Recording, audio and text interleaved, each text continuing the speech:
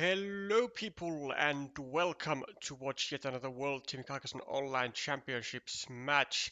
Today we have quite a tasty one. Well, especially for myself, as we are going to be wrapping up the group stage for Australia and Hong Kong in Group A.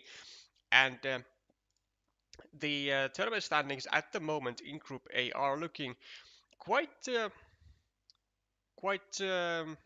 let's say, possibly eventful. Now, China is for sure going to be one of the top two teams, but despite the +10 tiebreaker of Finland and having the 3 wins, Hong Kong is going to be in a very tough spot today, as they can still overcome Finland. What needs to happen though is Hong Kong needs to win today 5-0. Nothing else will do. Only a 5-0 will ever get Hong Kong into the playoffs today. So they are going to have to take potentially a lot of risk. Because again, if they even lose a single duel, their tournament life is over. Australia at 0 wins, they don't have any stakes really in this match, but a opening win would certainly be nice to have, despite it coming this late of a stage. And they do have a rather nice lineup heading towards Hong Kong, as we do see, excuse me, not this one, but here. So for Hong Kong, we have no players less than 500, but versus Australia. Australia has been able to also get a decent lineup going, um, except for their captain, big units. They are going to be just slightly under or slightly over 500 rated, so we might be seeing some rather at least eventful, but also maybe some tight duels. And again, Hong Kong needs to win them all. But in order for it not to be so easy for Hong Kong, not only do they have to win every single duel today, Finland also needs to lose 5-0 tomorrow. And those are the two conditions that must happen if Hong Kong is to get to the top two of Group A.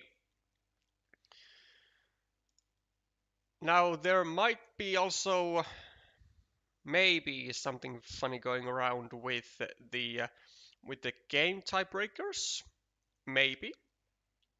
So Hong Kong getting 10 more wins to let's say 10-0, then Finland getting 10 losses. There may be a possibility where Hong Kong wins 5-0, Finland loses 5-0, and yet Hong Kong might not be in the top two if we see like a lot of deciders. But yeah, those are the stakes. Hong Kong has to win, Finland has to lose, and let us not forget that last year Hong Kong missed out on the playoffs on the final week, as last year Tutesia was able to win their their final match and squeezed just past Hong Kong by, I believe, what, like one or two dual difference win or something, which certainly was going to be a bit of a sting for Hong Kong, but they are now looking to rectify that quote unquote wrongdoing. But it's going to be requiring a lot of work. Welcome Ian. Glad to see you up and running for the morning stream. So the lineups you can see above me. We have on table one Tang Choi, that's East Tang, versus the Australian captain Big Units. Then the Hong Kong captain Helic Lung versus Narelle S. Table 3 we have Ernie 012 versus Rob V 335. Table 4 CT times 5, that's Carmen Tang versus Shane. And finally on table 5, Daniel Cheng versus Fat Ice. Daniel has been in the World Championships, I believe, more than once as a player, so he definitely owns the experience here. Certainly table number 2 I reckon would be the juiciest, and especially where Australia is looking to get their big guns going. So we could actually start with that said table.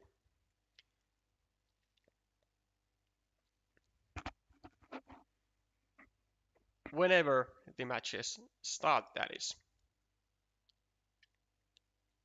Looks like for now the matches are a bit delayed, most likely due to the BGA's tournament system. But let's take a look at the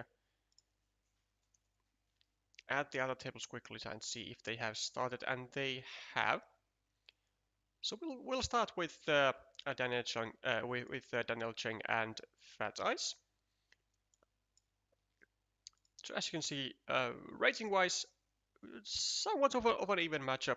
Let's see, slightly under 600, Fat Ice just below 500.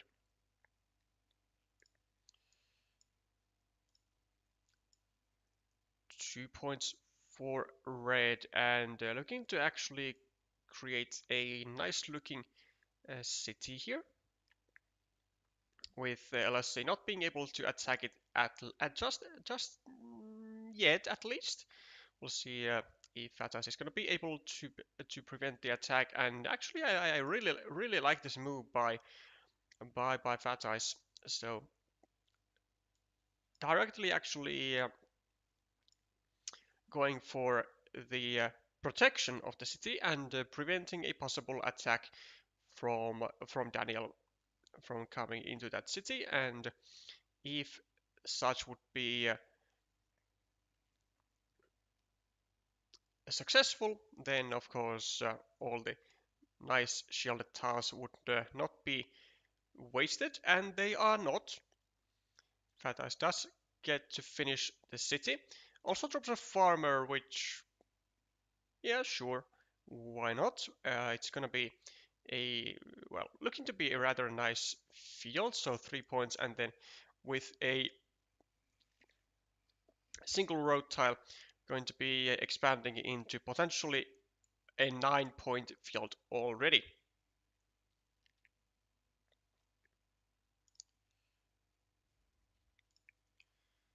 LSC does take away his meeple from the city and also drops a farmer of his own, looking to grab this 12-point field over here, so looking to get every city that there has been ever finished on to this board. Not the worst move could actually for Daniel could be to simply take this city for himself and try to really actually pack a punch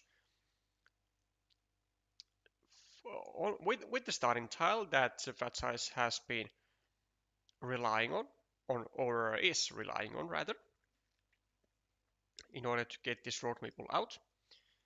And if LSC doesn't land any of the 2 remaining starting tiles, then he'll always be in a winning mini battle. Now the question though, it might be that LSC could potentially, in some cases, be hesitant of actually just dropping a triangle over here, because like he does have the potential to expand into a ruin if those tiny tiles do not come into his hand quick enough. Like if they are going to going to let going to let and keep waiting on themselves until the very end of the game, then the starting tile isn't gonna do much at that point, isn't it? Which might indeed be a problem for LSC. So imagine like a quad city over here. It would be a really nice tile to start a ruin with, but we'll see how this goes. 2 points added to the road of Daniel, and also takes actually no, not takes, but extends his secondary road as well. So having two roads is, I mean, it's kinda annoying because you need road ends to multiple places, but with the roads that he now has, he can use every single road tile effectively, so that's not an issue really. Because, oh, yeah, I don't like this at all by fateyes here. I mean, I get that it's a 5 point road, but like why not just go over here and take 3 points without the meeple investment? That's just like not really that great. Also, the fact that fateyes just meepled this 2 point city here, which is directly already getting restricted with by his own road, really, is not really a thing that you want to be doing, because imagine a starting tile here, then LSC is going to get away with the city, but then this square is going to get restricted to a starting tile.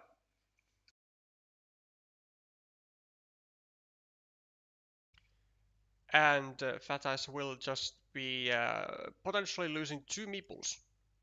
It's a quite a big risk actually. Well, maybe it wasn't a big risk at the time, but certainly now that Daniel was able to get a Dorito going, and now is threatening the block to a starting tile. Now it's certainly going to be a big issue, and I mean, LSC does have two open cities, two open cities, well technically three. Also would like to go here, but like this, it's such a crippling move though. It's such a crippling move considering the position of fateyes. I mean, and Daniel goes for it, and I have to say I do like it a lot. Not as a Finnish player, because I think this certainly is helping the chances of Hong Kong of dropping Finland potentially out of the playoffs. But as a commentator who likes good moves, I really like this man.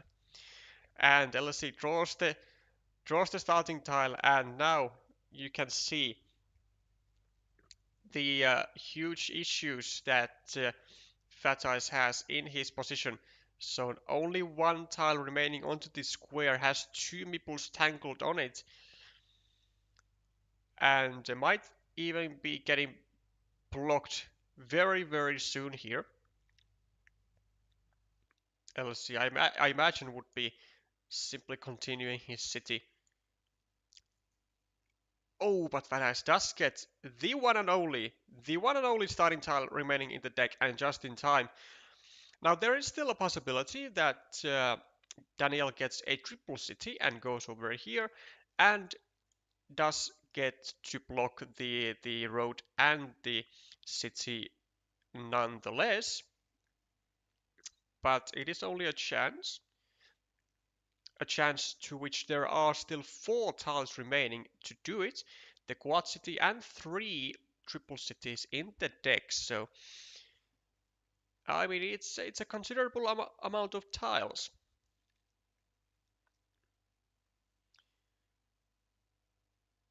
A monastery will not really do it though. I mean, there's a 6-point monastery spot, but it's not really great, is it? Because it can get blocked with one single tile.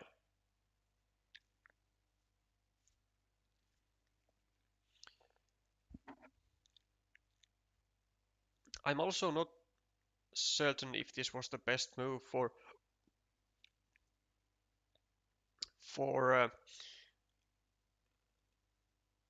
fateyes to make. You might have even been more inclined to go over here and take the points on my field and also add a point to the monastery. Even though it does give a road end to LSC, it's still nice to kind of like have a lead of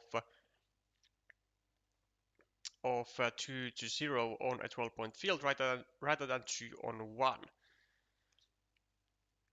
A very nice move actually by fateyes here. Um, so restricting his city to the triple cities. Now, not only because there were actually not that many Doritos remaining, 1, 2, 3, 4, 5, 6, 7, 8, 9, actually only one Dorito was remaining, but also, so not only does he directly increase his amount of tiles of being able to immediately finish the city, but also what happens here is that now there's only one single tile remaining for LSC to actually block this city entirely. Because now only the quad city will go into the square and limit this square to a starting tile, whereas anything else is not gonna do much. There is still a triple city with a field and two triple cities with a road. And I guess actually for fateyes a very much an ideal thing to see would be maybe a curve, or actually, well, even more ideally, a field crossroad to get his meeple back, maybe even drop a farmer and restrict this square to the two remaining horse tiles. Let's see, with the monastery though, not too many great spots to place it to. And I don't see him actually meepling this. He might even go maybe something like this and drop a farmer because like it's not a bad move, right? Because he goes here, he then has the option to unify himself to the 12-point field, maybe to a 15-point field, or then fateyes continues their road and allows LSC to simply grab a 6-point field. But he takes the 6-point monastery despite having the chance, and he also did get blocked into a starting tile immediately. Now, fateyes, do you drop a farmer or do you not? It is his final meeple, and he does not drop a farmer. He really wants to save it for quick points, and I can understand that. But it will be a tremendous issue because because Daniel is immediately going to be dropping a farmer on this 12-point field as soon as he gets like any road tile now. Any road tile. This will also do. He's gonna go over here and drop a farmer. It is just the thing to do. The quad stick goes to fateyes and he doesn't do much with it. LSC gets the first horse tile, and honestly I mean this would have seemed so lovely though. 1, 2, 3, 4, 5, 6, 7. I mean 2 curves. But yeah, given the large lead on the scoreboard for Daniel, he doesn't actually need to attack the field so much. He just needs to draw the second horse, and he's gonna be pretty golden because fateyes is gonna have a tremendous amount of issues with playing with only one meeple.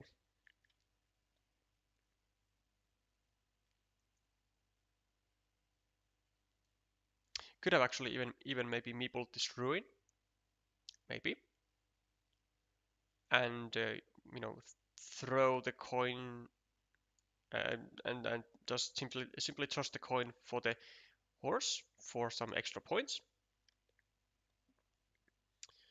But that's fine too. Let's see.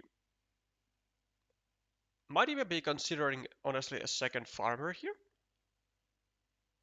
Maybe. Or then we just go here and add 3 points to our field, and then maybe kind of try to bait red into using their final meeple to attack the field. It's a possibility.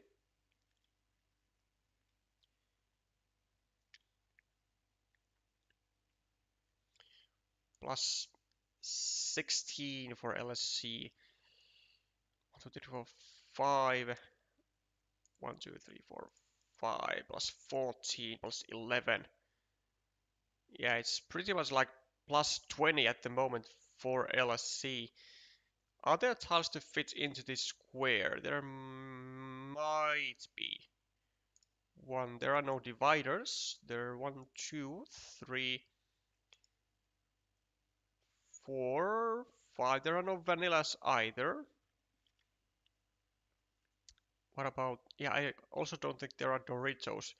1, 2, 3, 4, 5, yeah, no. So no tiles at all to fit into this square. So no threat for fateyes of losing his 12-point field. At least through this. But it's a major issue that the Triple City is not showing up for either player. The tension is going to be rather suspense, I have to say. And actually, if the Triple City comes as the final tile for fateyes, it's not going to help enough, because he really was going to need to be able to do stuff with these extra meeples, but without the Triple City having been in his hand in order to claim back those meeples, I don't think fateyes has much of a chance here. Being down 20 points, maybe slightly less, is yeah, really painful with so few tiles remaining.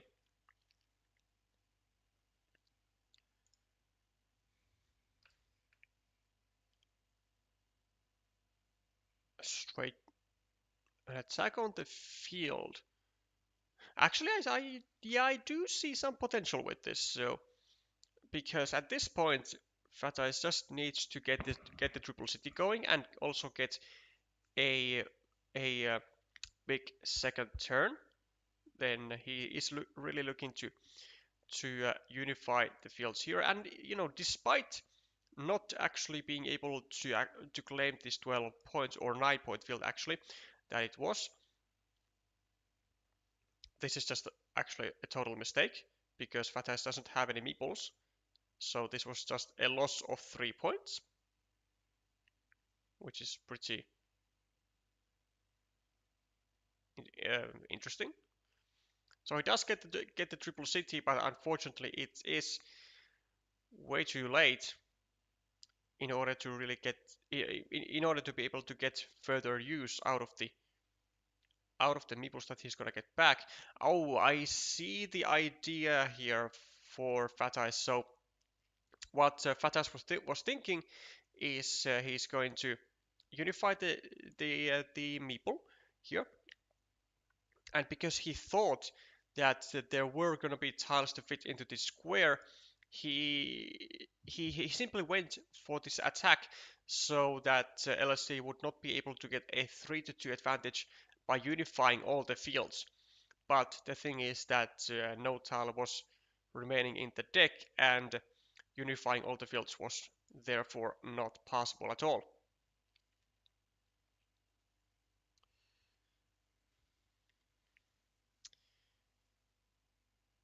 And as you can see, despite getting the triple city, it does indeed come too late for fateyes to get further value from it.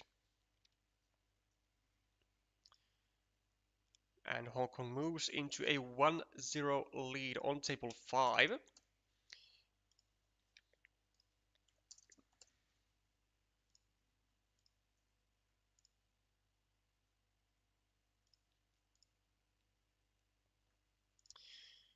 And we shall now take a look at table 2, where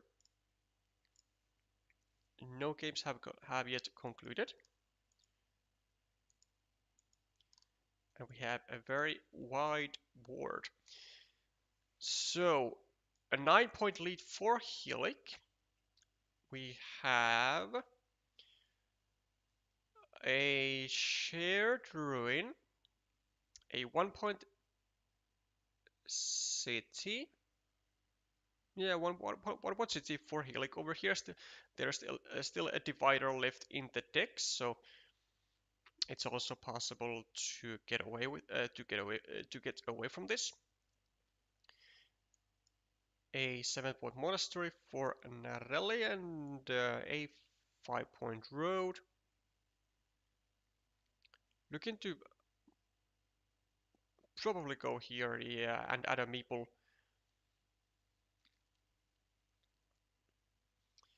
Looking to really do some aggressive scoring. Getting a meeple back does leave a 6-point road, which Helic will grab, which is unfortunate for Narelle for sure, but kinda had to be done. Kinda had to be done. Looks like Narelle is down on points pretty badly. Plus 10, plus 14, plus 10 equal, plus 5 for Helic, plus 4. Pretty much plus 3, plus 2, plus, yeah, pretty much plus 5 for Helic at the moment, and the extra meeple. Is this meeple blocked? Yes, it is. Well, the city will help, Narelle for sure, getting equal on the meeples, and maybe actually even being ahead in points. There are now some 6-point fields up for grabs. Well, a 6-point field over here, which I think Helic will, or at least might take right now. This ruin might still be attackable from this square. Maybe but there are no triple cities with road. There's no quad city. There's 1, 2, 3, 4. There's a road Dorito, so at least there's a connection tile over here. But whether there is an attacking tile or not, I'm not really sure. Welcome, Kaika.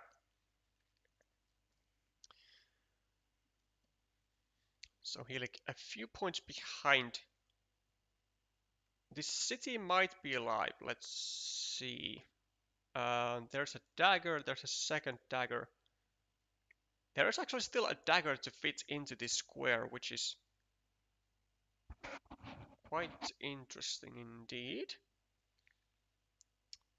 Do we go here as Narelle, or do we just start maybe a second field? Or do we attack the city? But we don't really need to attack the city, do we? Though we might need to dodge Helic getting any city caps. Because there is also a starting tile, is there? This is interesting. I don't think it's the best course of action to start a field, as you could have just gone here and leave 2 empty city caps. I guess what Narelle really wanted to do was take away this attacking opportunity to the ruin. And well, he does achieve that.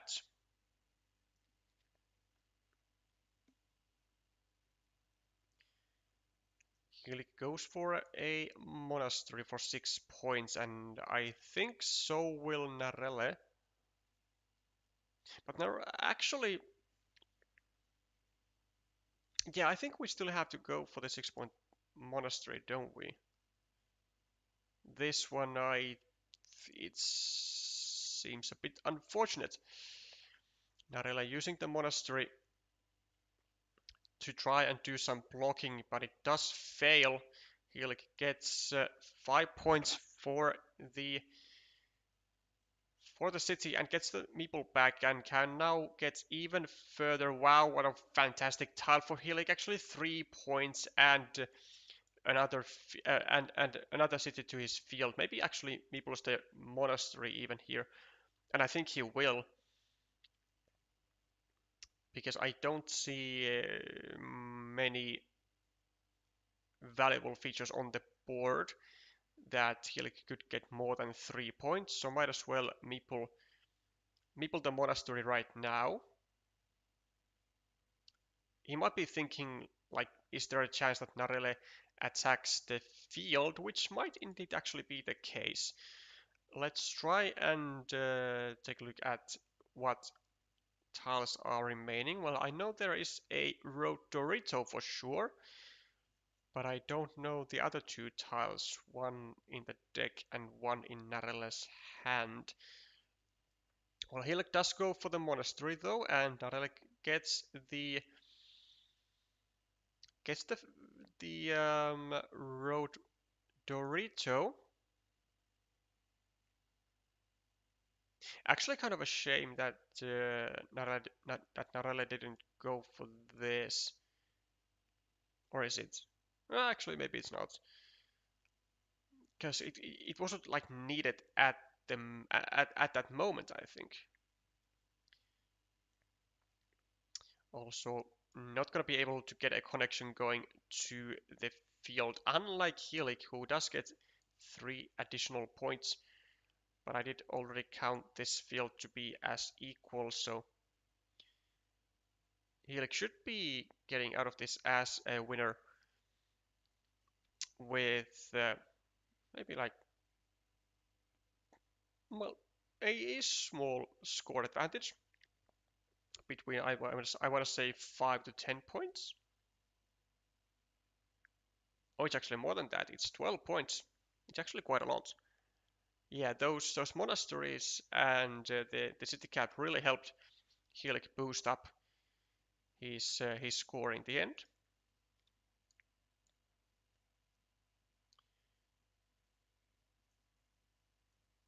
And he does move into a 1-0 lead on table 2.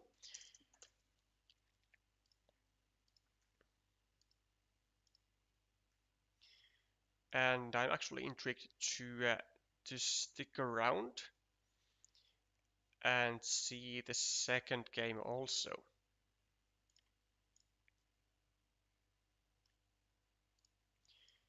And meanwhile, we can do, of course, some updating on the scoreboard.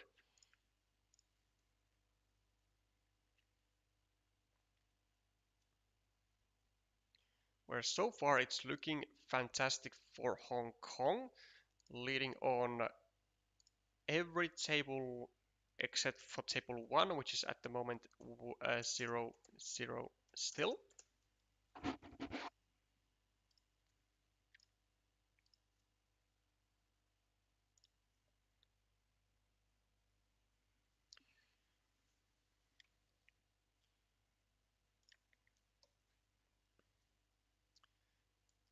He'll getting the first 4 points with the starting tile. And we seems like Narelle has some connection issues.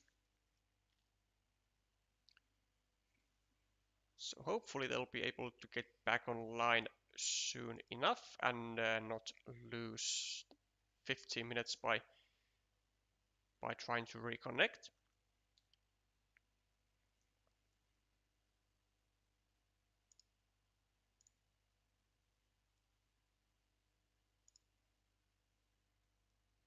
Okay, they do get back online. Unfortunately, they don't meeple the city, which I feel like is definitely a mistake, as usually you would want to meeple pretty much every feature. There are very rare instances in which you shouldn't meeple anything, but a triple city I don't think is one of those instances.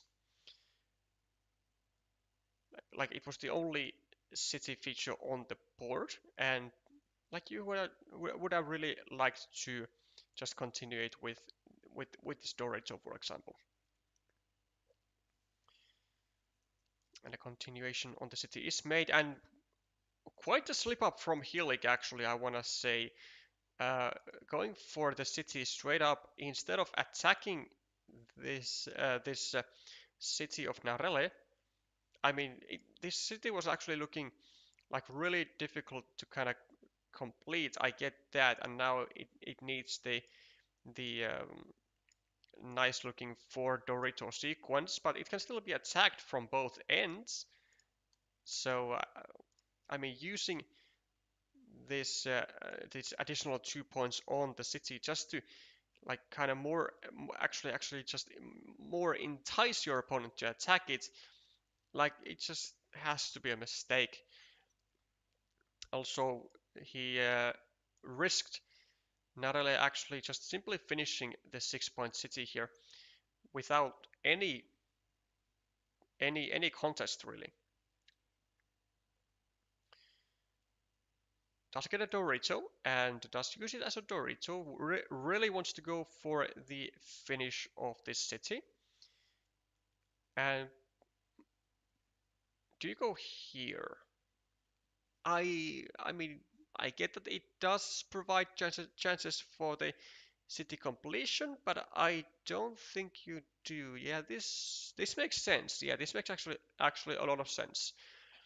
So it does still leave the possibility open for Narelle to block, but gonna need to get it soon, unless or otherwise Narelle is gonna be in a world of trouble with Helic completing a rather massive city on the very opening moments of the game and leaving Narelle's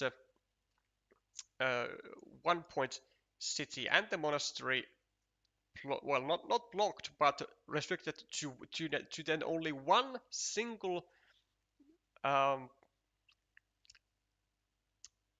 to only one single dagger, but to Narelle's fortune. Oh, the block does come, and it does come right on cue when Helic was about to finish this monstrosity. Now it's still a totally a good position for Helic. It's going to be a winning mini battle of 4 extra points for the city as opposed to the 8 point monastery. Now Narelle does have a monastery cluster here, but monastery clusters are of course more threatful when all of the monasteries can be finished, whereas now it's really only just you know just one monastery. Narelle starts a city with a juicy shielded tile, and Helicia might actually be looking to grab this road over here because it is the highest scoring road on the board. It also prevents Narelle from scoring any quick points with like a city crossroad or a triple city with a road. It does leave a nice monastery spot if he goes over here, but I think it's still worth of taking that chance. Because like what else do you do with this tile? Yeah, it does decide to go some to do some platforms to harass or attack the city, but it's kind of mediocre value. It's successful though. Well, kind of, sort of. Not really did make a platform at the top as well, so it wasn't really even needed. And unfortunately, I think Narelle makes a miss, well, an inaccuracy maybe. I think I would have preferred to see Narelle going over here and not taking away the monastery spot next, well, just top of the previous monastery. Because now, if you get a monastery as Narelle, then what do you do? Like, a serious question. Then what do you do? You just kind of have to, I guess, delete it. Just discard the monastery somewhere. Helic doesn't though, because he gets a road monastery. Can go over here for 6 points. Or here for 6 points. And also leaves another monastery square open, which is really nice.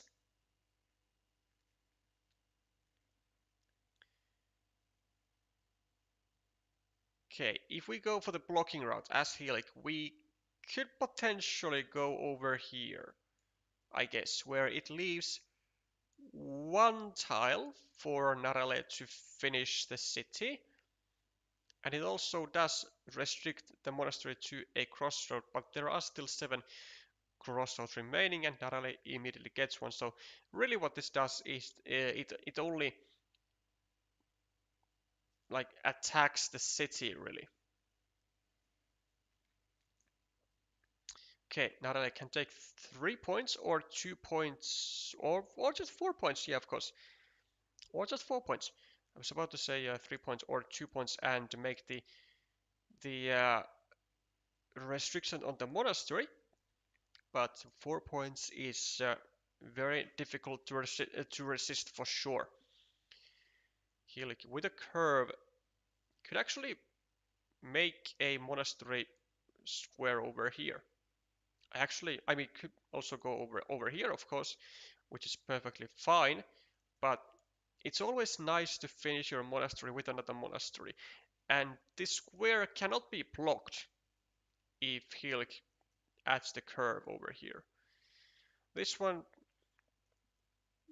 yeah, sure, starts a road. I'm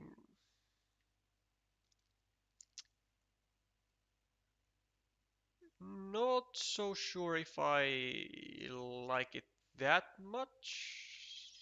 I mean, it's fine, I guess. There are, like I said, a lot of crossroads remaining and a lot of curvy tiles as well, it seems. 1, 2, 3, 4, 5, 6, 7, 8, 9, 10, 11. Yeah, still 9 curvy tiles plus the crossroads. Still plenty of tiles to make the loop. Narelle goes for a field, interestingly. And also does get some nice tiles to do so. 3 points plus an extra city cap on the field, creating a blocking platform. Potentially, oh, this is a fantastic tile for Narelle, but also had a fantastic use for it. Does not people the road because it could be blocked with only one tile with a city plus road tile over here, and then there are no more daggers to fit this square. Helic does, yeah, very nicely actually recognizes the threat that there are no more daggers remaining, and so takes away one blocking opportunity of Narelle being able to go here with a crossroad or with a curve and restrict this meeple to a dagger, which would then of course again no longer exist. It was of course still blockable from this side, but it's not really something that Helic should be worrying about. Like, like this was totally something that was worthy to do. It actually took away a lot of the blocking tiles that Narelle had. But Narelle keeps scoring like quick points on almost every move, and it's making Helic's life really difficult here. We can take again 3 points over here. We also have now a very nice 9-point field. Or does this field? Or just 5 points instead of 3? Maybe I should check the board a little better. Yeah, the continuous quick points are really doing a lot of damage for Helic. And interesting decision from Narelle, which I actually do kind of like. Maybe you could have done with a meeple too, but foregoes the juicy monastery spot in order to prevent a possible scenario where Helic attacks the city and gets to complete it for like 14 points, 18 points, something like that.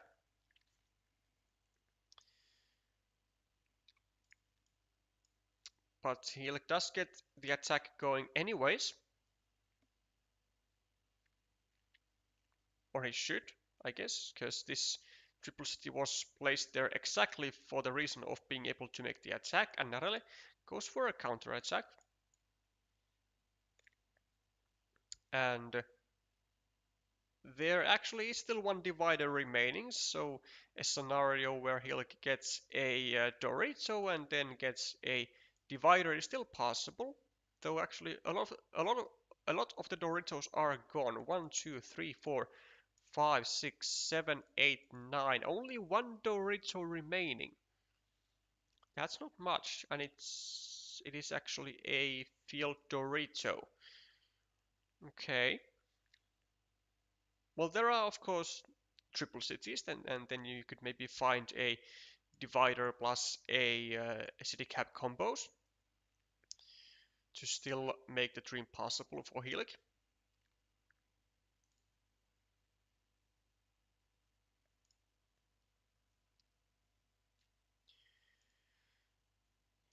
Trying to get the second meeple back into Helic's hand, and I mean at this stage we just gotta go for points, don't we?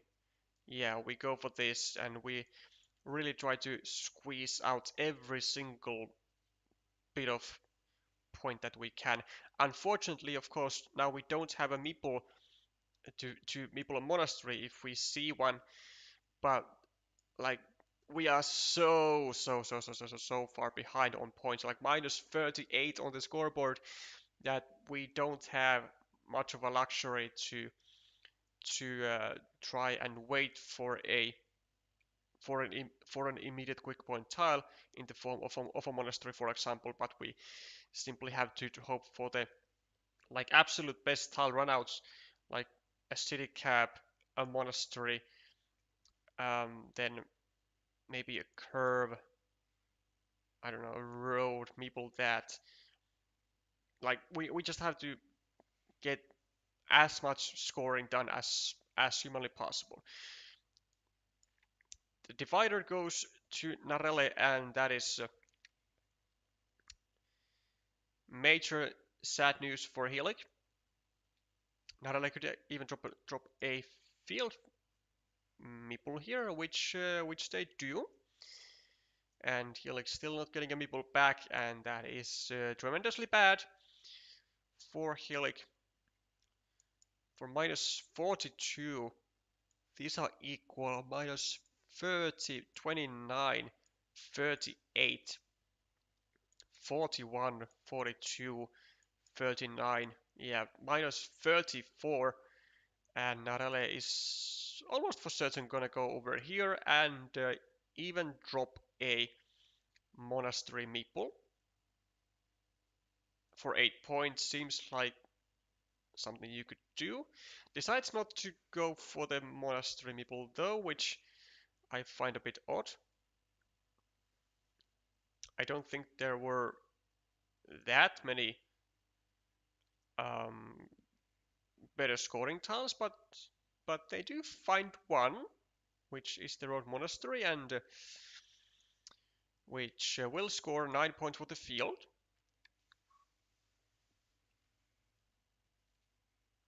that was also the final monastery that was remaining in the deck, so no monasteries remain on this square for Helic. Scores 3 points, yeah, it's really just theatrics at this stage. Not really going maybe even finding that dagger. Oof. Just getting those juicy extra points for actually both fields. And I'm not sure if there is a tile for Helic to connect the fields together, but well, he does find it. And so an 8-point move will be made. Unfortunately misses the 8-point move, but it doesn't really matter. In terms of the final outcome. It's still going to be a massive loss by points for Helic here. It's like, I want to save at least 30 points.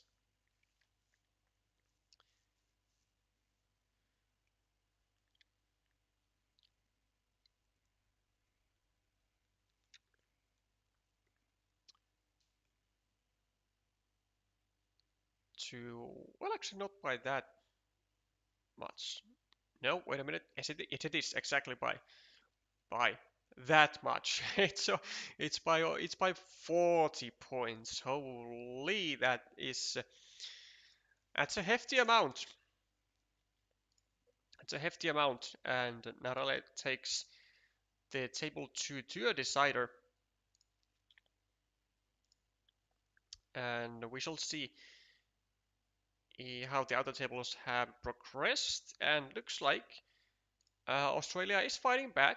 So deciders going on table 2, 3, and 4.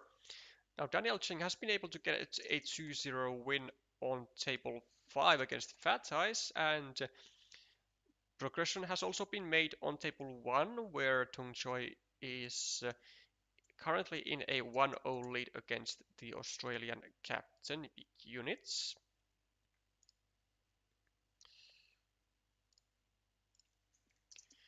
So 1-0 for Hong Kong as of right now. And I do want to actually see the third game of Helic versus Narele in action, since I do want to usually cover full games. It's also, I reckon it's more pleasant for the future watchers of this stream to see full games instead of like 20 tiles here, 20 tiles there.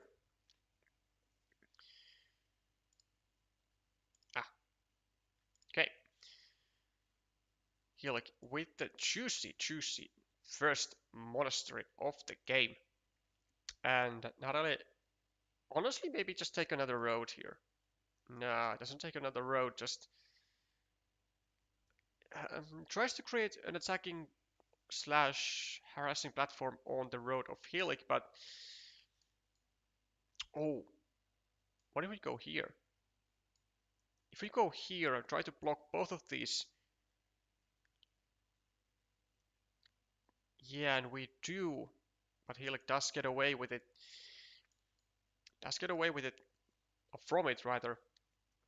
But will he meeple the city? I think he should though. Like, I know it can get restricted like really easily to the two remaining daggers, but like I just don't think he wants to see Narale taking the city either. Yes, and so we do meeple it. I think that was really the only debate in Helic's move here, whether to meeple this or not. And like now you have two choices as Narale. I mean, this is the more intuitive one. Just adding 4 points, well, potential 4 points to your city with the with the best continuation city tile in the deck. Yep. A normal move by Helic, however, it does. Oh, unfortunately, I think this is a miss from Narelle. Um, Trying to block, of course, the city and the road, but I think a better way to do that would have been to direct the city to the left and then like really force Helic to use a, um, a city tile on the city of red here, or maybe go then over here and try to equalize it, but also have have quite a threat of leaving both of these meeples blocked with, let's say, with an extender or maybe even a tube divider or a triple city, lots of tiles to then finish the block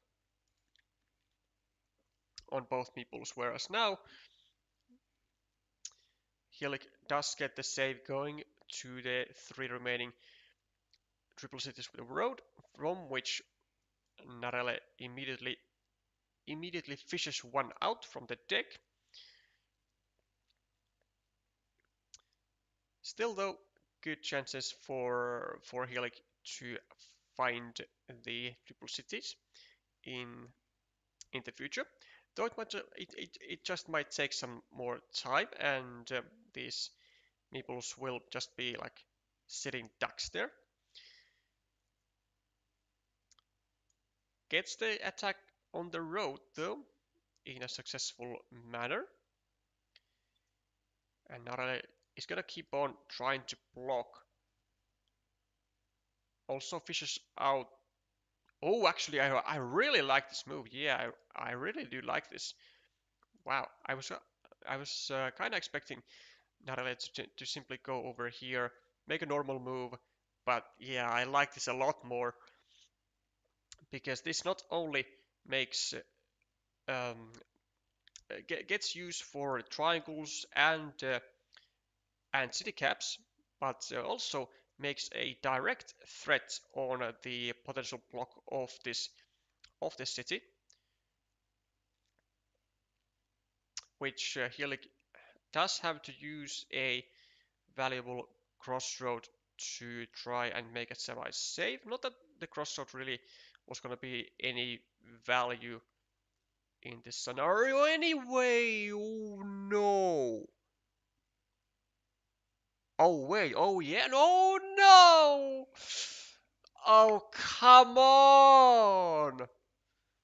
Oh, come on, Narelle, what a huge miss that is. Oh, that is... Oh, that's tragic. That's so... That's so not worth it. I...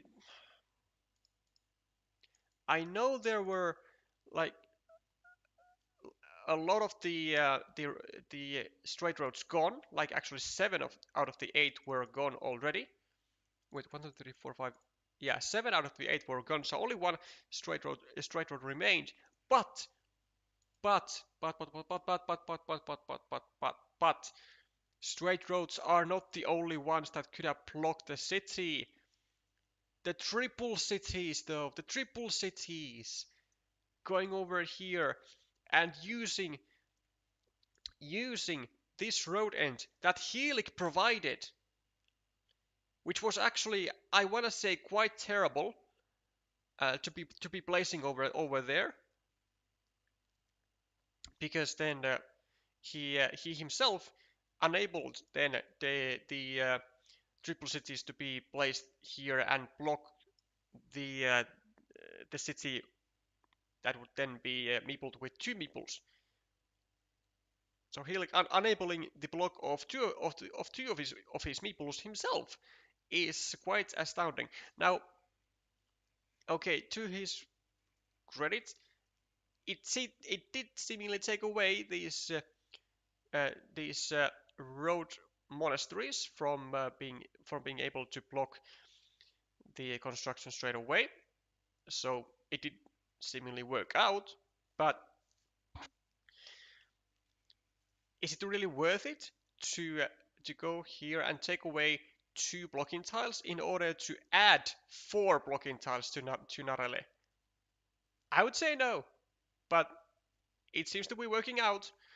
And Narele, oh, it's so sad that I I actually do think it's very sad that Narele went for the most intuitive road monastery spots. I give you that. Like it was 7 points and it controlled uh, the city and the road of blue. But like still, like come on, you were trying to go for the block so hard, but then you don't go for the uh, like Narelle was trying to go for the block so hard, but then decided not to go with the one of the better blocking opportunities. Also, a very big miss here by Narelle, not taking into account the dagger um, symmetry. So the daggers that are gone are two left-handed ones, and so had Narale gone over here, then if the city gets restricted to a dagger, there will still be 3 of those remaining. But if it gets restricted to a dagger now, there will only be 1 dagger remaining. So certainly placing the city crossroad on this side was far better than placing it on the lower side. Does get away with it though. And that's a farmer. Uh, not quite sure if I like that. I mean, it's I guess it's fine. Like there are still a lot of curves remaining in the deck, and this field is gonna be for sure worth fighting for. It's gonna be good. Like 1, 2, 3, 4, 5, 6, maybe even 7, like 8. It's gonna be a big fight. It's gonna be a big field for sure.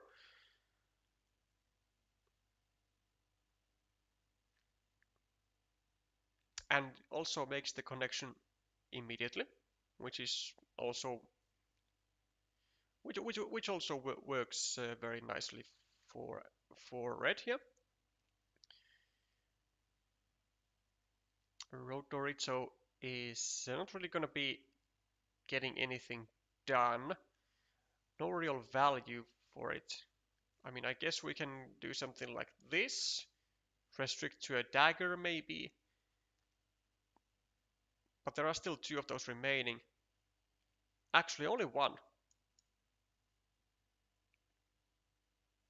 Yeah, because it's the same type of dagger that I was talking about earlier. So guess the restriction going to the 1 remaining dagger. And Helic does get finally his triple city with the road, and also now finalizes the finalizes the city. Sorry.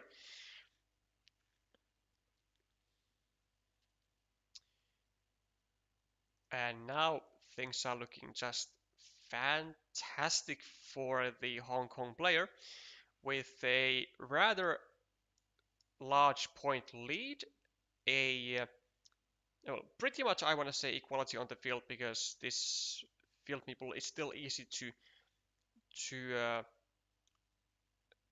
to get to the main field, and also has a nicely developed monastery going, whereas Narelle doesn't really have actually any threats. And Helic can, by the looks of it, actually just equalize this city, and then he wouldn't really have much to worry about. Or he can go over here, maybe. That's also an option. Get a point on the monastery, I guess. Yeah, and prevent the completion of, or prevent the immediate completion of the city. And it works out like a charm. Also, only 12 tiles remaining, and Helic is getting all the cows, all the cows that Narelle is looking to get onto this square over here. So Helix cow, Helix cow, Helix cow. And only one now remaining in the deck. Narale, I mean, pretty much for sure is gonna go over here and try and continue the city, try and finish it. Maybe even drop another farmer if they get a chance to do so upon finishing the city, of course. So what's Helic's best plan? Oh, he actually went for a second farmer. Didn't even see that. Um, is it blockable? I mean, I kind of doubt it because otherwise he wouldn't do that. 1, 2, 3. Yeah, there's one remaining field crossroad. There is also now one remaining starting tile, and actually no straight roads anymore. But it's all right because this square cannot be blocked into a straight road because there are no there are no daggers to do it.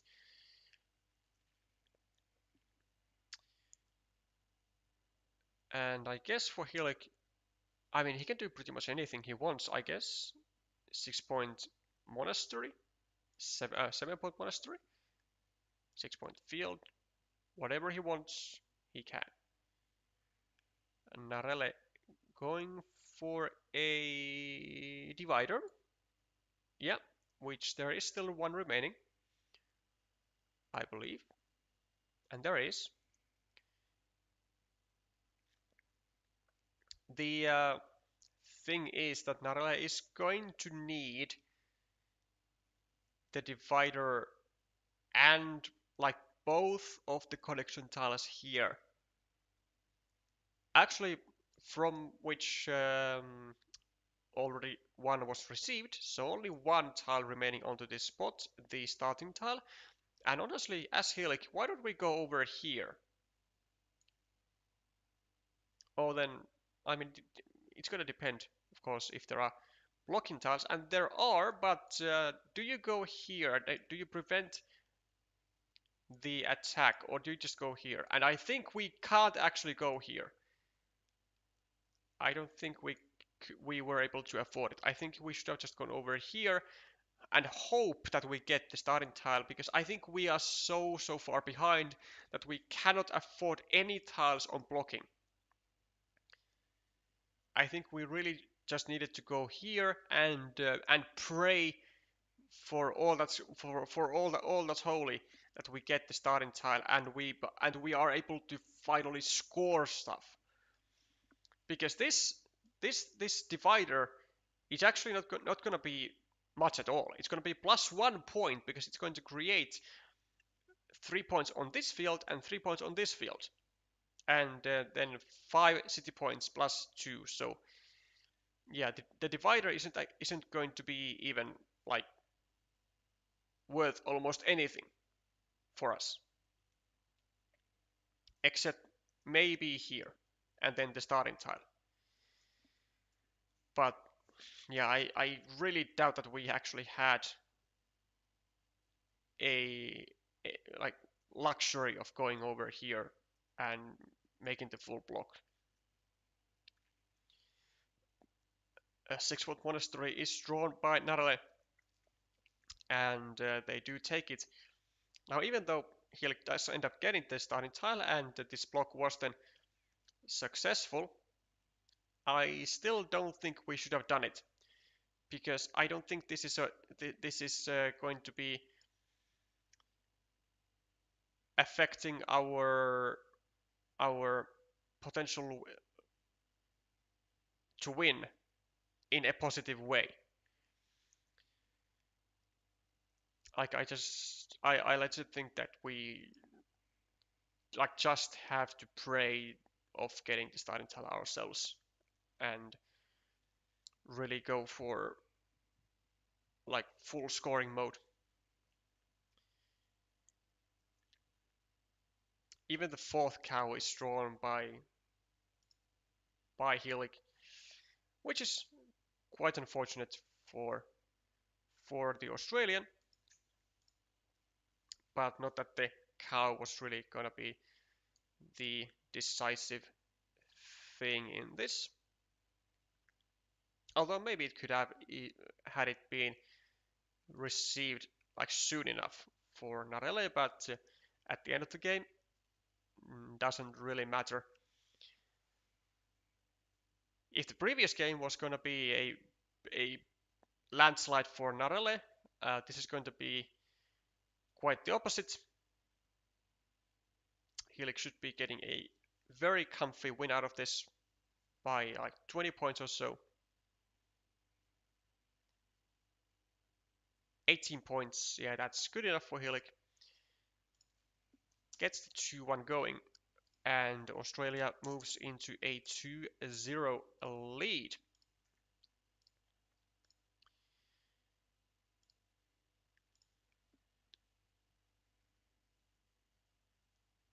That's also, oh my god, what is going to be? That is going to be. Oh, wow. That was also the final table that was live.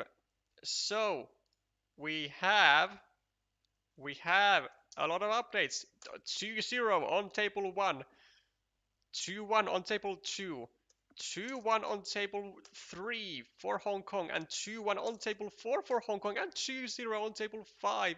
So Hong Kong does win indeed 5-0 against Australia. A 5-0, which they desperately needed. So part 1 of the great comeback into the playoff chances has now been made. The part 1 with 10-3 game wins, and oh boy, it's going to get really interesting for Hong Kong. They are 50% there. 50% there. Now it's all going to be depending on Finland, China, whether Hong Kong gets to the playoffs or whether it does not. And for sure, Sunday is going to be exciting times for Hong Kong. Oh boy, that is pretty astonishing because we haven't seen like all that many 5-0 wins throughout the entire season. Maybe like, I would say a handful, maybe 8, 9 something from a total of, I don't even know how many matches there have been in total. I will, but like obviously a lot more, a lot higher percentage uh, has been anything else but 5-0s than actual 5-0s. So the fact that Hong Kong is going to be able to get a 5-0 against Australia, which isn't like a given at all. Um, Hungary wasn't able to make it happen. Catalonia wasn't able to make it happen. Even China wasn't able to make it happen. Wasn't able to get a 5-0 win against Australia. Only indeed Hong Kong and Finland, which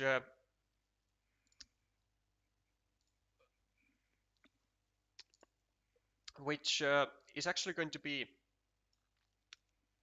troublesome for Finland. Not only, well, not only because Hong Kong does still now have actual chances of getting to the playoffs and surpassing Finland in the group standings, but also if Finland falls 5-0 to China, then Finland will be out of the playoffs entirely, because despite the current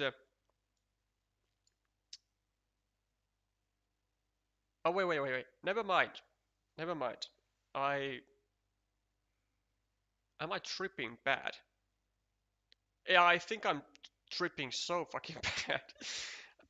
I was about to say that if Finland loses 5-0 to China, then even with the tiebreaker of +10, we won't be able to get to the playoffs, but I heavily doubt that, actually. I heavily doubt that, because if we tank 0-5 against China, then Finland will still have +5 tiebreaker in duels. And +5 is a heck of a lot, actually. Now, but yes, this would. I remember now why I was fearful of the +10. So here's the thing: because the system is how it is, and there are 7 groups in total, and not all groups have an even amount of teams. A, B, and C groups have 6 teams, whilst D, E, F, and G have 5 teams each. The the thing is that for A, B, and C, whenever we are gonna be um, comparing the best third place finishes, then in those 3 groups, from all third place finishes, the uh, the match against the sixth um, the match against the 6th placed team is going to get like kind of taken away, which means that Finland will lose 5 dual wins because they won 5-0 against Australia, which will basically put them at +5. And then if we tank against China 0-5, we lose another 5, and so that will be +-0 tiebreaker, which will, I want to say, will definitely not be able, will definitely not be enough to get to the playoffs from a 3rd position. And yeah, that it's gonna be a huge issue. And same goes for Hong Kong. So if Finland doesn't tank 0-5 against China and stays on 2nd spot, then Hong Kong will be the 3rd placed team in Group A, and they will be taking away exactly these 5 dual wins that they just got against Australia, which means that the tiebreaker will be as you see on the screen right now. So it will be +-0 on the duels and +-0 on the games, and I just don't see that being enough.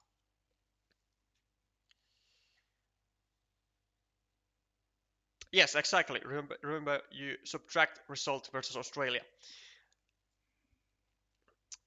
which means the win-win situation is Nalderheim losing to China, so all the Group A 3 strong teams, China, Hong Kong, and Finland, can all enter playoff happily. Yeah, I almost got there, but then I remembered that actually, because Australia gets taken away, whoever in Group A finishes first, I mean, they are just not gonna make it to the playoffs. Let's actually, for funsies, let's have a look at the current tiebreakers in all other groups, especially in groups of 5 with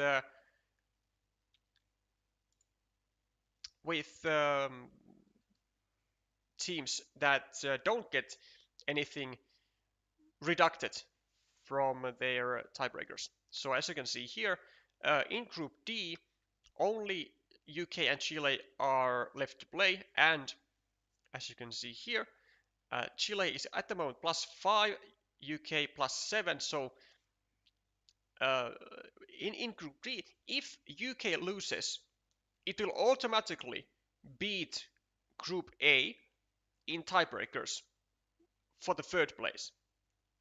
Of course, if they win, they automatically also qualify just because they finish top 2. But in Group A, like, the only possibility for in Group D, The only possibility where Group A goes in front in the tiebreakers is if Chile tanks 0-5 against UK. Then we have Group E, where actually Group A is gonna be not necessarily actually winning, if because Czech Republic can actually still get their second match win, and with actually have to get a 5-0. I have to get a 5-0 against Malaysia. They will beat Group A, but so far kind of looking good for Group A to beat Group E in tiebreakers. For F, uh, we'll see. Likely should be hoping for a win for Vietnam over Brazil because they have a worse tiebreaker. And then in Group G, it would actually be well, a +-0 also for Taiwan with +3 on the game. So actually, yeah, it's gonna get slicey and dicey, isn't it? In so many groups, it's gonna be like between +-0 and like maybe I must say at most plus minus at most +-0 to +2 with the tiebreakers that are going to actually qualify from the third spot from any group. I guess Group C. I mean, there's actually some stuff that can still happen in Group C because they all have one win. So it's gonna be really complicated for the organizers potentially to calculate all of that. And fortunately, I am not an organizer with this because I would not like to be in the shoes of the said person who has to first of all announce the news and secondly just make the final calculations. But they will be pushing, of course, for everyone to mark up the results as soon as possible. Which for I don't know why Catalonia and Hungary still haven't submitted their results because they should have. It's been like 2 days since their match. So if there are any Catalonians or Hungarians in the chat, then please submit your results to ease up the workload for the organizers. Okay, well done, Hong Kong. The suspense is going to be still live, and we are certainly going to have pressure for China, Finland. Next streams today are stream is going to be Thailand, Mexico on this channel at 1500 UTC. Now I will not be streaming Czech Republic, Malaysia, just because for selfish reasons, even though Finland is now not yet not playing anymore in the Hockey World Championships, then I still want to see the semi-finals and the bronze medal game and the gold medal game. So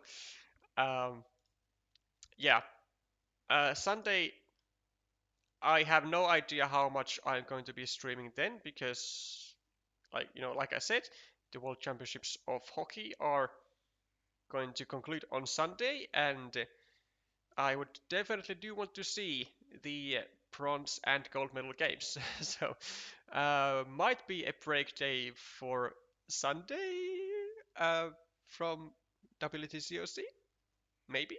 But I will assure you that I will be streaming everything I can um, again next week with the playoff streams, and we might have some extras prepared for those if everything goes well. Games will be important too in determining second for this group A. Hong Kong gained +7 from Australia, whereas Finland are on +13. So a hypothetical 5-0 defeat to China, Finland needs 4 games. Yeah, that is true. That is true. So now that Hong Kong didn't win 10-0, there is also a chance that even with a tank of 05 for Finland, we might be surviving with games. So indeed, a +7 tiebreaker for Hong Kong in games, and at the moment +13. So uh, +6. But would +6 actually be enough though? Um, sorry, -6. Like four games. Would it be enough? So let's mark it down. So like +7 and then +13. If we tank 10 and 4 in games, we're gonna be +7. But then actually, I don't think 10 and 4 in games would be enough for Finland because if I remember correctly, the tiebreakers, how it goes in the rules, it's like first of all your position in the group, then match wins, then the difference between dual wins and dual losses, then difference between game wins and game losses, and then you go through the same tiebreakers, but only with the teams that you are tied with. And because Hong Kong beat Finland um, on the previous week, I'm pretty sure we would be ending up on third spot if we were on the same dual wins and game wins in differences, of course. I mean, so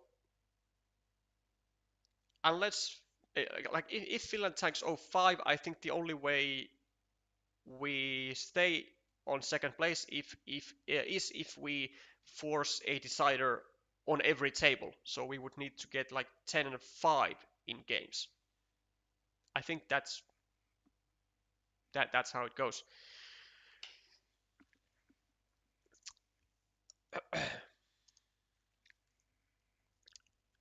Okay, interesting stuff.